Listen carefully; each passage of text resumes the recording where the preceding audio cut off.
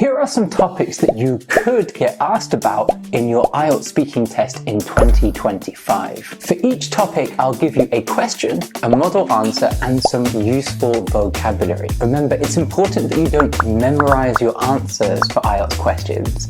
Examiners hate that. However, knowing the kinds of questions you get asked and taking time to prepare your answers at home can certainly give you a boost. So let's begin. Oh, and don't forget that there is a PDF for this lesson with all the questions, model answers, and useful vocabulary. Enjoy!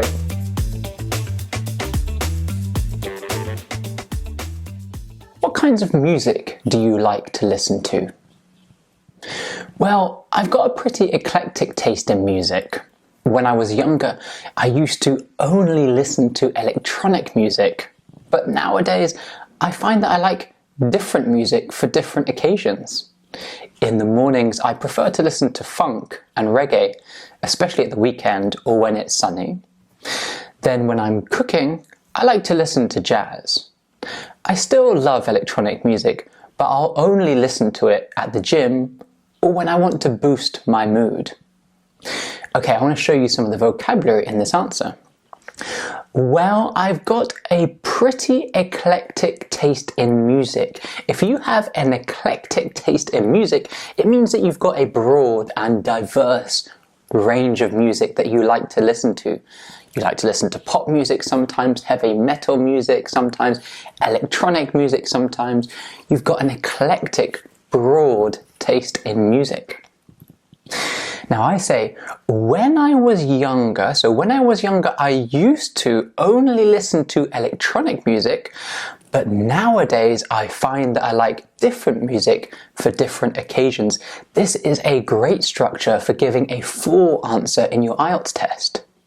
When I was younger, I used to, and then a verb phrase, but nowadays and then a verb phrase. So you can say things like, when I was younger, I used to eat sweets all the time, but nowadays I prefer to eat healthy food. When I was younger, I used to play video games, but nowadays I prefer to do sports in my spare time. So when I was younger, I used to, verb phrase, but nowadays verb phrase. Brilliant grammar for your upcoming IELTS test. Hey, I want to show you something really cool that I've developed at EnglishProTips.com. In my speaking course, you can watch the video with a model answer, do some quizzes, learn the useful vocabulary, and then this is the really cool thing.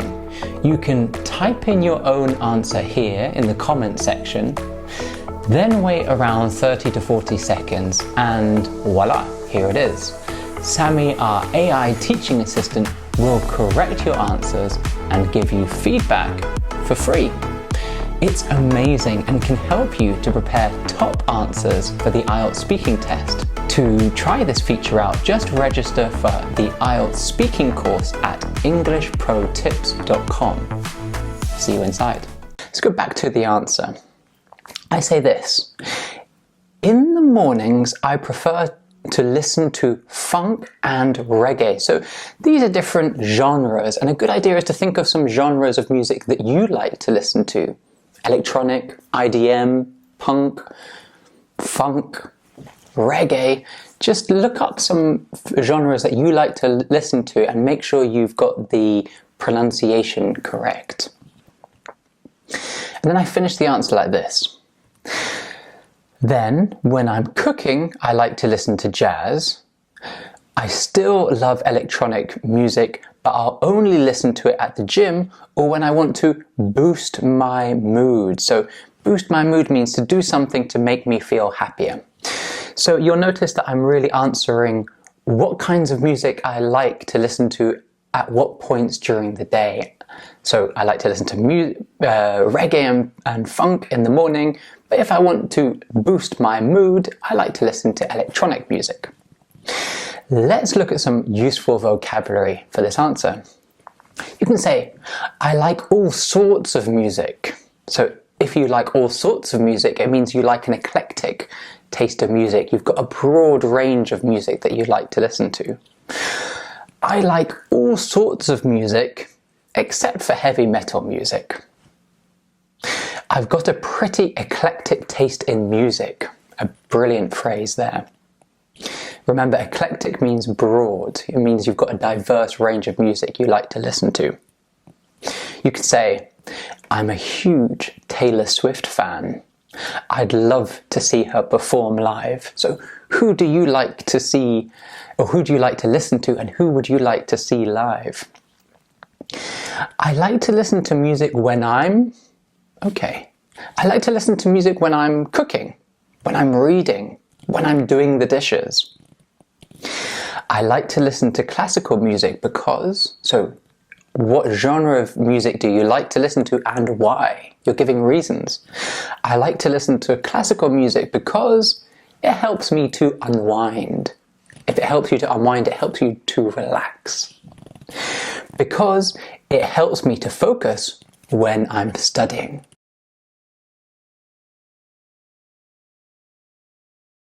Tell me about the house or apartment you live in. Well, I live in a beautiful old apartment on the outskirts of Edinburgh. It's a relatively large apartment, which I share with my partner. There are 2 bedrooms, a living room, and an open-plan kitchen, which is where I spend most of my time. Hey, I want to show you something. You can now type your own answer to this question at englishprotips.com, and Sammy, our AI teaching assistant, will correct your answer and give you free feedback. It's amazing and can help you to prepare top answers for the Ielts speaking test. Just register for the Ielts speaking course at englishprotips.com to get started. See you inside. Let's look at some of the vocabulary in this answer. So, well, I live in a beautiful old apartment. So think of some vocabulary to describe your home. You could say, I live in a spacious house, which means a large house with lots of space. A spacious house. Maybe you live in a small flat or even a tiny apartment. So what kind of home do you live in? Find some vocabulary. Now I say I live on the outskirts of Edinburgh. So Edinburgh is the capital city of Scotland. Now if you live on the outskirts, it means that you live not in the centre, but on the part away from the city centre. But perhaps you live in the centre or in a residential neighbourhood. So a residential neighbourhood is a neighbourhood where there's not many shops, but lots of people living there. Perhaps you live on the east side, or the west side, or the north or south side of your city. So where is your home? Get some vocabulary and take the time to plan your answer before your Ielts test. So I say it's a relatively large apartment. That means relatively means quite, and large apartment means big. I've got a lot of space here. You could say I live in a modern and stylish apartment. You might want to say I live in a small and cozy flat. Cozy usually means small, quaint and warm. Perhaps your flat is bright and cheerful. So people come in and they feel very happy. There's white walls, lots of sunshine coming through, and it makes people feel good. Okay, now I say I share this flat with my partner. So my partner is my girlfriend. You could say I share it with my wife and children, your 2 flatmates, another university student perhaps, or maybe you live alone. Or you could say something like, I share my flat with 3 other students if you're a university student. Perhaps you even stay at home with your parents, so you can stay that. You could say, I live in my school dormitory if you're at boarding school and still at high school, or even in university. Or if you're in university, you can say, I stay in student halls of residence. Okay, so who do you live with? Find some vocabulary.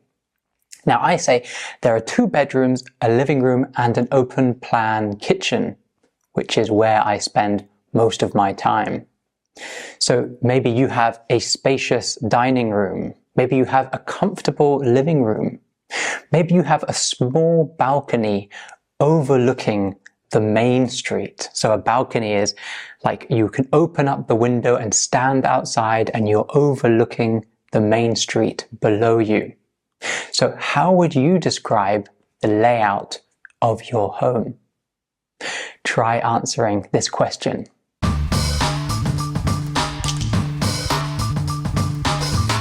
Do you like making new friends? I do, actually. I love meeting people from all walks of life and hearing their stories and about their culture. I realize that nowadays I make most of my friends through rock climbing, which is my favorite hobby. It's a nice way to make new friends because you have a shared interest and it's a relaxing way to get to know someone new. Okay, let's look at this answer in a bit more detail. I start with I do actually. So I do actually. Notice the stress on the do. It's common to stress the auxiliary verb. If someone says, do you like eating sushi? You can say, I do actually. So ba-ba, ba-ba-ba. I do actually. Or people can say, have you been to Spain? You can say, I have actually. Notice, I have actually. The sentence stress stresses the auxiliary verb. I love meeting people from all walks of life. So this is a great idiomatic phrase to mean people from different backgrounds, classes, cultures, etc. It means lots of a variety of different people. I love meeting people from all walks of life. I realize that nowadays I make most of my friends through rock climbing. So rock climbing is my favorite hobby. It's when you climb on rocks or plastic hoards, either outdoors, in nature, or in an artificial rock climbing center. It's my favorite hobby. I love it. I say it's a nice way to make new friends because you have a shared interest. So a shared interest is a hobby or interest that you have or you do with other people. Okay, let's look at some vocabulary. If you like making new friends, so you're a social person, you can say things like social butterfly. So a social butterfly is someone who loves making new friends. I'm quite a social butterfly, so I love meeting new people and forming connections. Social butterfly. A butterfly is one of these little insects with wings that it's like an animal, like a caterpillar that goes into a cocoon, and then when it comes out, it's a butterfly. So if you're a social butterfly, it's like you like to fly around different places quickly, talking to people, getting to know them. You are a social butterfly. A great idiomatic phrase. Form meaningful relationships. What a great language chunk this is. So if you form meaningful relationships, it means that you form relationships that you feel are significant to your life. You could say something like, I value making new friends as it gives me the chance to form meaningful relationships. Get along with, another great phrase, very useful. If you are friendly and compatible, then you get along together. You can say things like, I usually get along with people easily, so making friends comes naturally to me. It means you often find things that you can talk about and ways to connect. So you find it easy to make new friends. However, there are some of you that are introverts and you don't like making new friends. So let's look at some vocabulary for you. Introverted, someone who is shy. I'm rather introverted, so I don't feel comfortable making friends often. Keep myself to myself. I love this phrase. To be shy and enjoy your own company rather than being with others. I'm quite shy and prefer to keep myself to myself. So you can say myself to myself if you're talking about yourself. You could say yourself to yourself if you're talking about someone else. We could say, he likes to keep himself to himself, meaning this person, this male person, is quite shy, introverted, and prefers his own company. So myself, myself, yourself, yourself, herself, herself, himself, himself. Okay, a tight-knit group of friends, a group of close friends, maybe from childhood. I already have a tight-knit group of friends, so I don't feel the need to meet new people often. Hey there, if you're enjoying this activity, then check out EnglishProTips.com, where you'll get help for all parts of the Ielts test, the listening test, the reading test, the writing test, the speaking test. You can start for free at EnglishProTips.com. See you inside.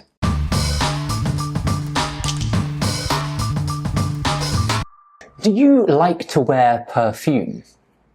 Perfume? No, not really.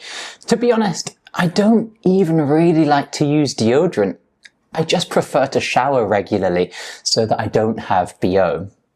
I'll sometimes wear deodorant or cologne if I'm going on a date or a night out, but in general, I just prefer my natural smell.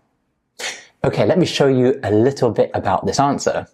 I start with perfume. It's quite common to start with repeating the word, the main word from the question. So, for example, if you got asked a question like, do you like to wear jewelry? You might go, jewelry? No, not really. Or, do you like to eat ice cream? You go, ice cream? I guess I like some flavors of ice cream. So it's normal to repeat the keyword of the question. Did I say, no, not really? This is less blunt than saying no. It allows you to expand. So blunt means direct. If I just said no, then the answer would more or less come to an end. But if I say not really, then I can expand on this answer. To be honest, I don't even really like to use deodorant. So deodorant is used to mask body odor. You often put it on your armpits. Deodorant, it stops you from smelling bad. And then I say, I just prefer to shower regularly so that I don't have BO. So BO is an abbreviation for body odor, the way that your armpits smell when you're very sweaty. BO. We often say, ooh, he's got awful BO, meaning he's got awful body odor. I'll sometimes wear deodorant or cologne. So cologne is like perfume, but it tends to be a lighter smell, and it's often marketed at men. Typically, women wear more perfume and men wear more cologne, but it's not always the case. Both men and women can wear perfume and cologne. Then I say, I'll wear cologne if I'm going on a date. So going on a date means going on a romantic meeting, to the cinema, to the park, that kind of thing. Or if I'm going on a night out. So a night out is when you spend the evening away from your home. You might go to a bar, you might go to a restaurant, you might even go to a museum if it's open at night. A night out, a very typical phrase to use in the UK and in the US as well. But in general, I just prefer my natural smell. So the smell of my body without perfume or deodorant. My natural smell. Okay, let's look at some useful vocabulary that we can use when we're answering this question in the Ielts test. So we've got cologne, which we said is a lighter smell than perfume and often marketed at men. I don't tend to wear perfume, but sometimes I'll wear cologne on special occasions. If an IELTS student said this in reference to this question, I would be incredibly impressed because they're showing an ability to understand the difference between perfume and cologne, which is evident of band 8 to band 9 level vocabulary.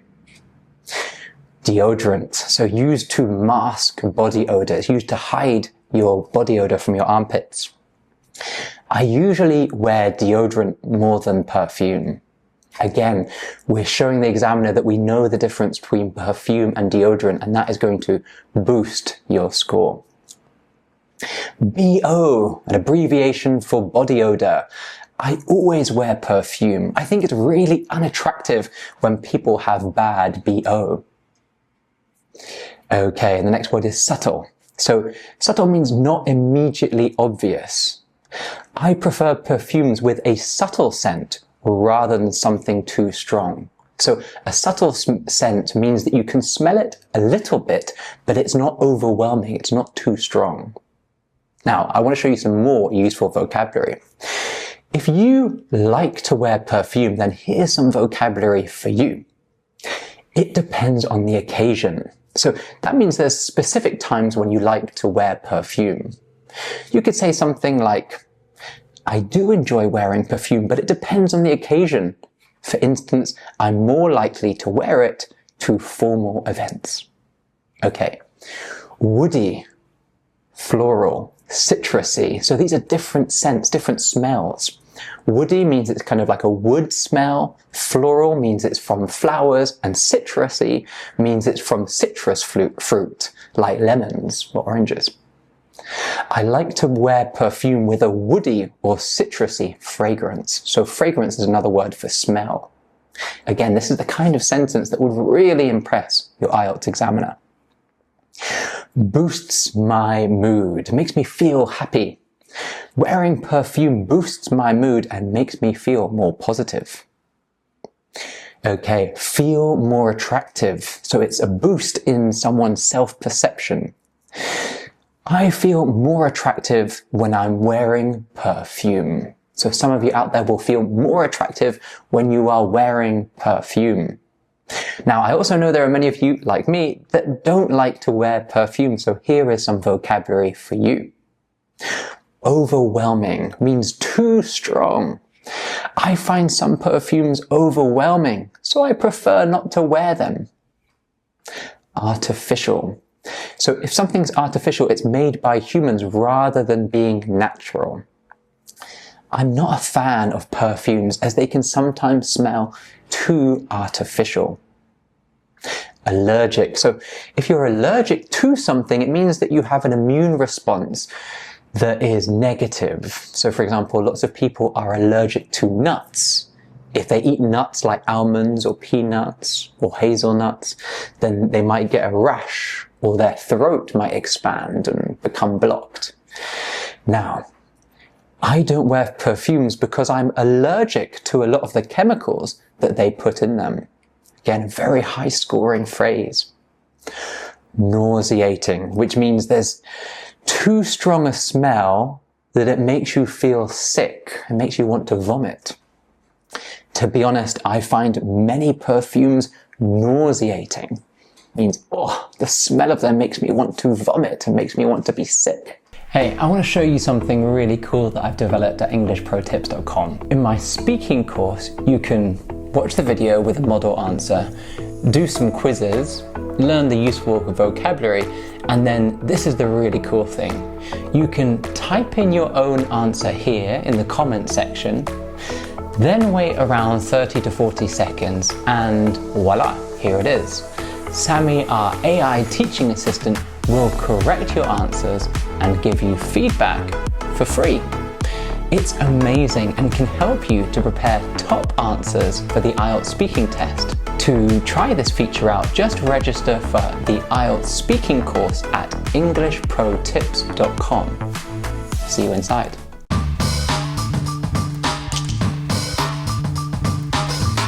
What languages can you speak?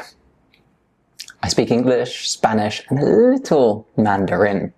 English is my first language, but I always wanted to learn Spanish, so I went to Barcelona to learn after I finished university. I'm quite happy with my level of Spanish, although I'd love to have a better accent. When I speak Spanish, I realize I sound very English. I find the pronunciation very difficult. I struggle to pronounce certain sounds like the rolling R sound. Okay, let me tell you a bit about the vocabulary in this answer. I start with, I speak English, Spanish, and a little Mandarin. Notice the first sentence of your answer is usually shorter, and then you elaborate. I speak English, Spanish, and a little Mandarin. I give a short response, and then afterwards I elaborate. English is my first language. So is my first language, you could say something like is my mother tongue or is my native language. These are all very useful phrases. I'm quite happy with my level of Spanish, although I'd love to have a better accent. So I'd love is a very useful way to express a desire or a wish. I'd love to move to Spain. I'd love to speak better Mandarin.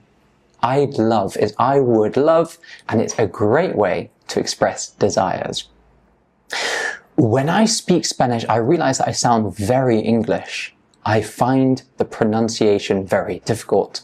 So find something plus an adjective is a great phrase for Ielts. I find the pronunciation very difficult, but I find the vocabulary quite easy.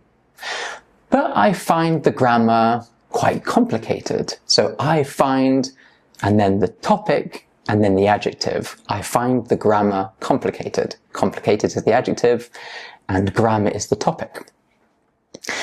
I struggle to pronounce certain sounds, like the rolling R sound. So if you struggle with something, it means that you find it difficult. I struggle with Spanish pronunciation. It's true, when I speak Spanish, I sound so English, it's embarrassing. Okay, let's look at some useful vocabulary for this question. Well, we looked at mother tongue. The first language that you learn at home as a child is your mother tongue. My mother tongue is Spanish. I've also learned English and French. My mother tongue is English. Your mother tongue might be Arabic or Mandarin or Spanish. Multilingual. That means you're fluent in more than 2 languages. Bilingual means you are fluent in 2. Multilingual means you speak many languages. Maybe you are multilingual. If you are, I am very impressed. I'm multilingual. I can speak Arabic, English, and a bit of Spanish. Not true. I'm not fluent, but I can get by. What a brilliant phrase. It means that you're able to manage basic communication. I'm not fluent in Italian, but I can get by when I travel. Okay, I'm not fluent in Italian, but I can get by when I travel. You might want to say the same about English. I'm not fluent in English, but I can get by when I need to do things like shopping or ordering a coffee. Hey there, if you're enjoying this activity, then check out EnglishProTips.com, where you'll get help for all parts of the Ielts test, the listening test, the reading test, the writing test, the speaking test. You can start for free at EnglishProTips.com. See you inside.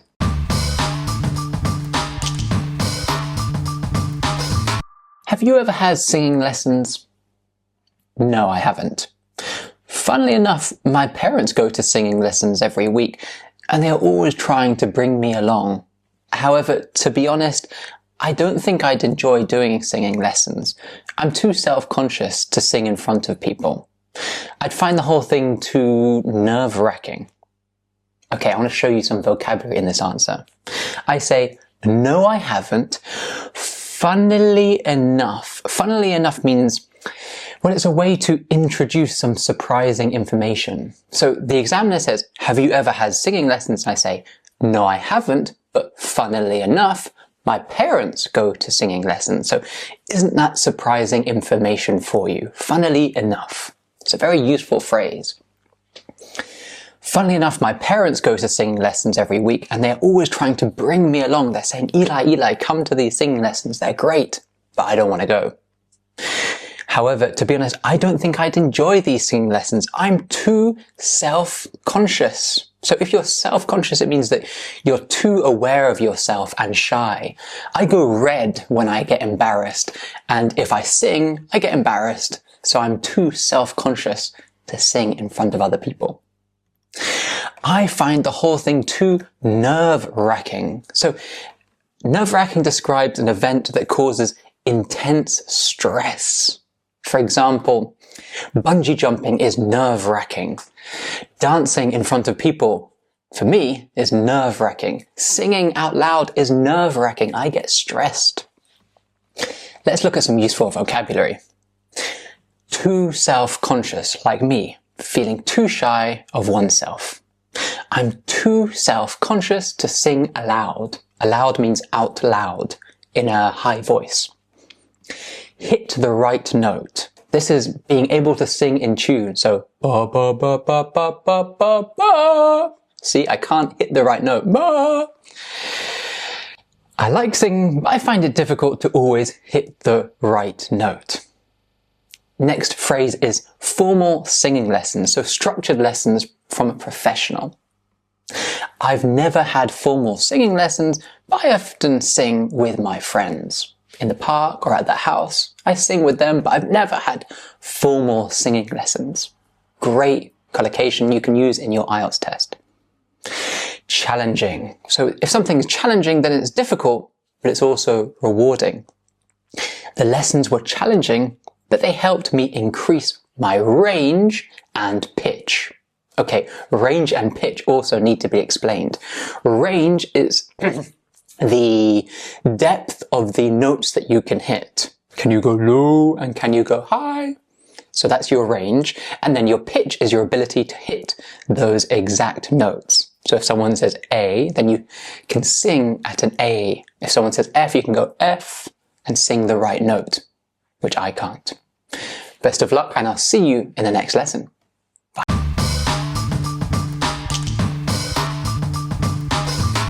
Who does the cooking in your family? In my family, when we're all together, my father likes to do the cooking. I think he enjoys cooking the most, and he's a superb cook. Basically, everyone in my family is a good cook. Well, apart from me. I'd say that my dad is the one who enjoys it the most. He has a few signature dishes, but he also loves trying out new recipes that he finds on the internet. Okay, so I say in my family, when we're all together, my father likes to do the cooking. I think he enjoys cooking the most, and he's a superb cook. So if someone is superb at something, it means that they're really good or really great at that thing. He is a superb cook. Now, at the end, I also say this. He has a few signature dishes. He has a few signature dishes. Signature dishes are dishes that you make regularly. So in my case, my dad's signature dishes are that he makes an amazing salad with papaya and mango, and he also makes amazing potatoes with parmesan. These are his signature dishes. He makes them regularly, and he makes them very well. But then I say he also likes to try out new recipes from the internet. So let me show you some vocabulary that would help you with this question. To be the one that does all the cooking in my family. Okay, I'm the one that does all the cooking in my family. You can say that and you can show annoyance in your voice. I'm the one that does all the cooking in my family. Okay, we can say someone handles most of the cooking. My husband handles most of the cooking, actually. My husband handles most of the cooking. So that means your husband does the cooking. They handle it. You're showing, by using the word handle, you're showing that it's a difficult task, but this person, your husband, your reliable husband, handles it. They do all of this useful cooking. We all chip in to do the cooking. So if you all chip in to do the cooking, it means that everybody helps. Sometimes I cook, sometimes my sister cooks, sometimes my wife cooks. We all chip in. Sometimes we all do it together. In my family, we all chip in to do the cooking, you can say. To be fond of cooking. Fond of means you like this thing. I'm not very fond of cooking, so my husband does all the cooking, actually. I'm not very fond of cooking. I'm not very fond of cooking, but I do like baking. Okay, now you can try writing your answer for this question.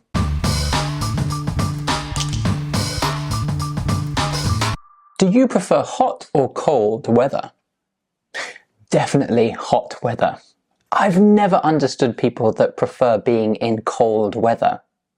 I really notice a big change in my mood depending on the weather.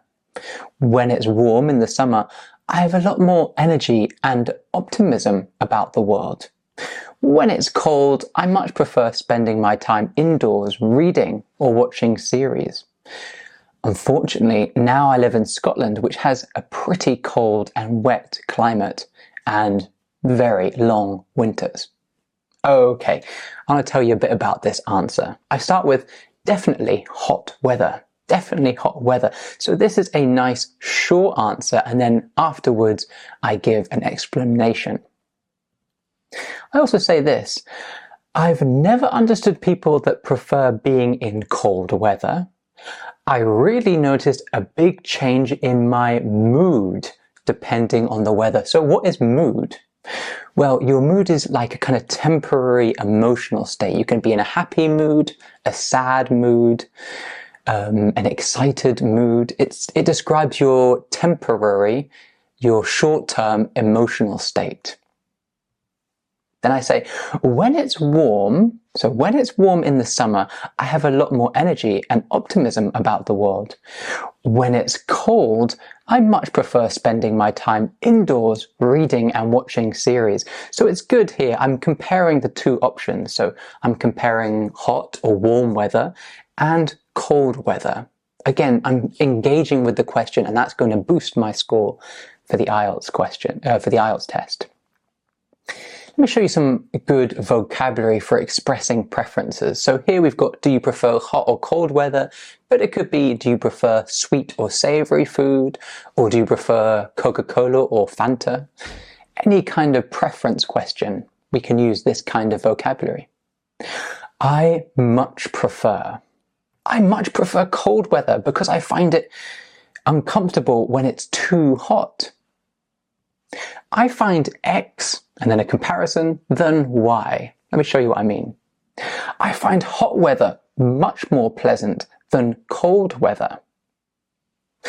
To be honest, I don't really have a preference. I like both hot and cold weather. I'd take X over Y any day. I take hot weather over cold weather any day, which means I much prefer hot weather than cold weather. Anytime you ask me, I would always say I prefer hot weather.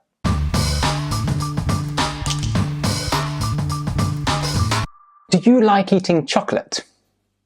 Sure. I wouldn't say I eat a lot of chocolate. Compared to a lot of my friends or my mum, I eat barely any. But I do enjoy dark chocolate every so often. It's curious because I never really crave chocolate, but when I do eat it, I basically can't stop devouring it until it's all finished. Okay, I want to show you some of the vocabulary in this answer. Compared to a lot of my friends or my mum, I eat barely any. So compared to, and then we have a noun phrase and then a verb phrase. This is very useful vocabulary for the IELTS test. Compared to a lot of my friends or my mum, I eat barely any. So you could say things like, compared to my friends, I tend to eat a lot more chocolate. Compared to my children, I barely eat any chocolate, which means you eat very little chocolate compared to your children. This is a great structure to use in your IELTS speaking. Then I say, but I do enjoy dark chocolate every so often. So every so often means sometimes. So I do enjoy dark chocolate sometimes. I do enjoy dark chocolate every so often. It's curious because I never really crave chocolate. Now, crave means an intense desire for something. If you like smoking cigarettes, sometimes you'll crave a cigarette. If you like eating chocolate cake, sometimes you'll crave chocolate cake. Or if it's a hot day outside, you might crave a cold drink. It's curious because I never really crave chocolate, but when I do eat it, I basically can't stop devouring it until it's all finished. So to devour something means to consume something quickly and eagerly. So I don't eat chocolate very often, but as soon as I have one piece, I want to eat it all. I devour it. I want to show you some more useful vocabulary for this topic.